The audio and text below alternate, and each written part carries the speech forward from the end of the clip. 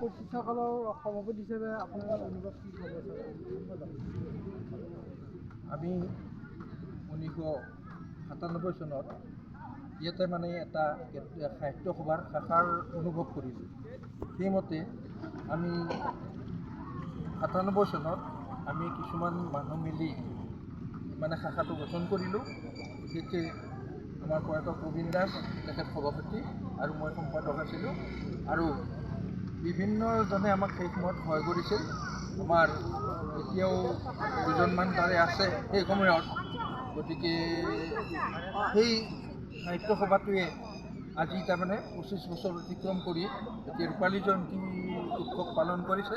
গতিকে তাত আমি সুখী, মানে নিজে প্ৰতিষ্ঠা কৰা শাখা এটাই আজি মানে যেতিয়া মানে 25 বছৰ অতিক্ৰম কৰি ৰূপালী জয়ন্তী উৎসৱ পালন কৰিছে, তাত বৰ মানে আনন্দ নাই আৰু।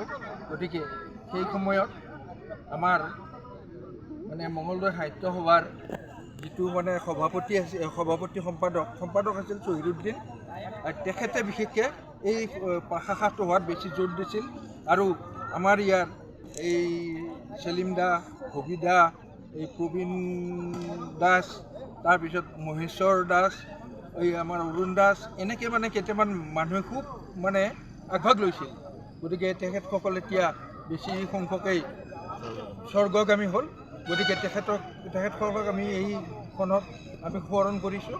গতিকে সাহিত্য সভাটোৱে অগ্ৰগতি লাভ কৰি এসময়ত ভাল প্ৰতিষ্ঠিত হওক, সেই কামনাৰে মই শুভেচ্ছা জনাওঁ।